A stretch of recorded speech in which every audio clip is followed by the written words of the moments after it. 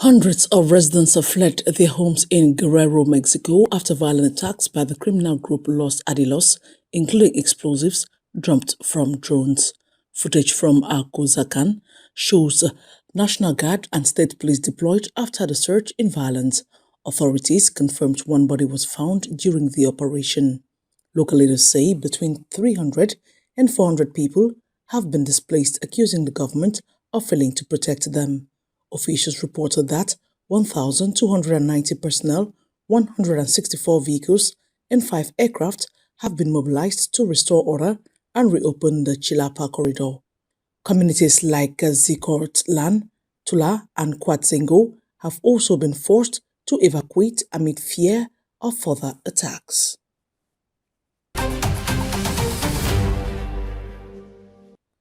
Sudden heavy rainfall triggered flash floods in Turkey's Samson province on Tuesday, leaving streets submerged and cars swept away. Footage from Hafsa district showed torrents rushing through neighborhoods after the Hachi Osman and Tesakan rivers burst their banks. 4 areas in the district center were affected.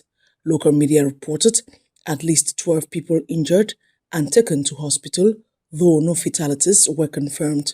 Emergency and municipal teams are now clearing mud and assessing damage as waters recede.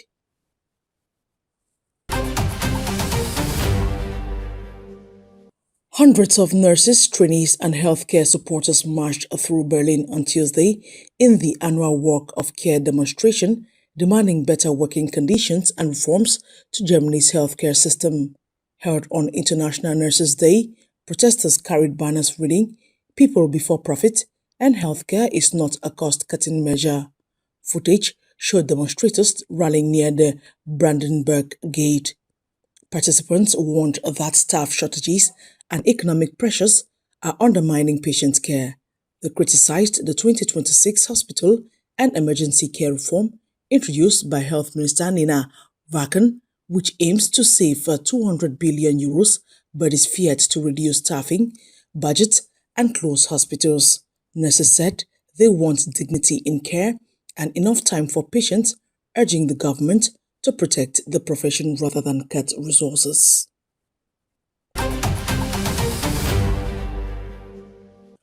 Hundreds gathered in central São Paulo on Tuesday for the 30th Black Night March, marking the eve of Brazil's abolition of slavery.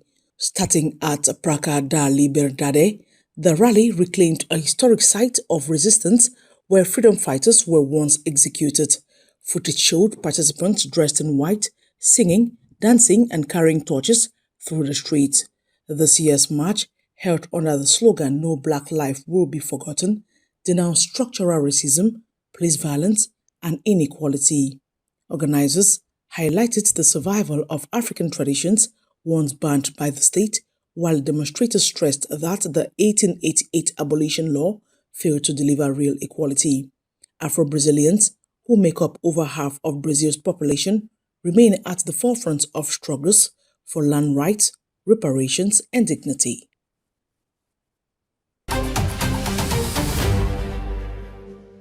Russian Foreign Minister Sergei Lavrov has warned that Western bans on Russian oil and gas imports could trigger a deep crisis for Europe.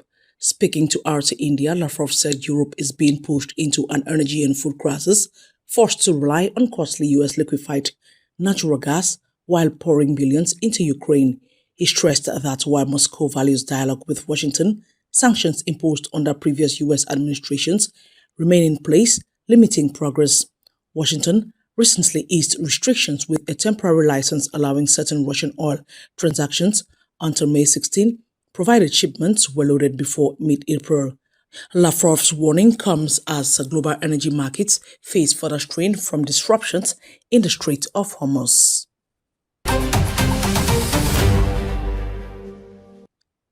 The 48th Nampo Harvest Day, the largest agricultural exhibition in the Southern Hemisphere, opened Tuesday in Bothaville under the theme Resilience Through Innovation. Footage showed visitors exploring exhibits ranging from heavy machinery to agricultural drones nicknamed flying tractors. The event comes as farmers face mounting costs from surging fertilizer and fuel prices, driven by global energy disruptions linked to the Middle East conflict. Green SA Vice Chair Danny Minar stressed the constant need for fuel in farming, while Agriculture Minister John Steenhuisen said the government is fast-tracking biological solutions and exploring biofuels from sorghum, maize and sugarcane to ease costs. Organizers expect over 86,000 visitors and nearly 900 exhibitors during the 4-day event as South Africa's farming sector looks for innovation to secure future harvest and food security. Kenyan President William Ruto has announced that his government will finance 20% of a proposed East African oil refinery and pipeline project aimed at reducing reliance on imported fuel. Speaking Tuesday at the African Forward Summit, Ruto said the $16 to $20 billion project will be jointly developed with Uganda and Tanzania, stressing that Africa must use its own resources to industrialize and avoid being held hostage by global conflict and disruptions in the Strait of Hormuz. The refinery, likely to be located near Tanzania's port of Tanga, would surpass Uganda's planned $4 billion facility in Hoima and become one of the region's largest industrial investments. Currently, East and Central Africa operate only one refinery, compared with dozens across North, West and Southern Africa.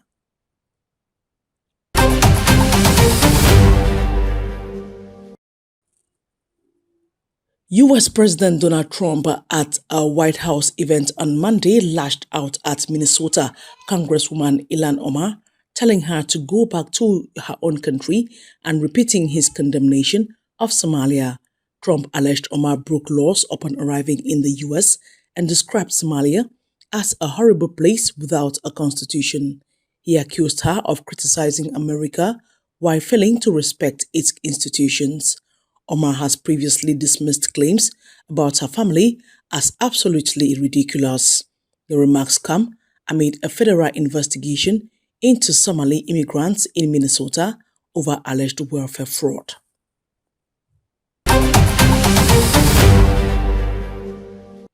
Algerian President Abdelmadjid Tebboune received Angola President João Lourenço in Algiers on Monday at the start of a 3-day state visit.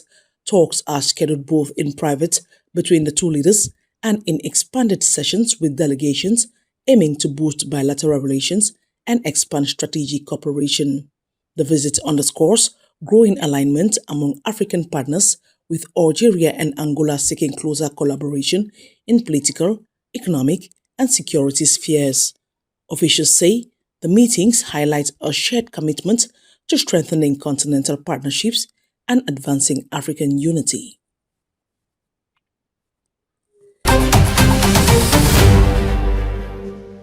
Security teams were seen patrolling around Beijing's Four Seasons and Kempinski hotels on Wednesday as U.S. embassy staff and delegations arrived ahead of President Donald Trump's visit, the first by a sitting U.S. president in 9 years. Footage showed security operations securing the hotels as members of the U.S. delegation checked in. Officials say Trump will arrive on May 14 for a multi-day trip focused on trade relations, economic cooperation, and wider strategic discussions with China.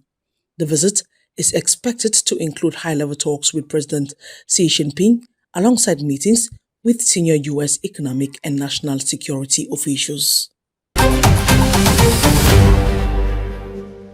Mali's Communications Minister Alhamdou Ag Iliene has condemned what he called numerous attempts to destabilize the country following the deadly April 25 attacks that killed at least 70 people. Speaking in Bamako on Monday, Iliene said Mali and the Confederation of Sahel States face sustained terrorist and political assault, describing them as part of a broader campaign to weaken regional sovereignty. The coordinated strikes by al-Qaeda-linked JNIM targeted key cities, including the capital, sparking fears of instability. Iliene stressed that the violence is tied to manipulation campaigns against states pursuing governance reforms and independent partnerships. Authorities say Bamako remains under pressure, with JNIM declaring a total siege and supply routes heavily restricted as military operations continue across central and northern Mali.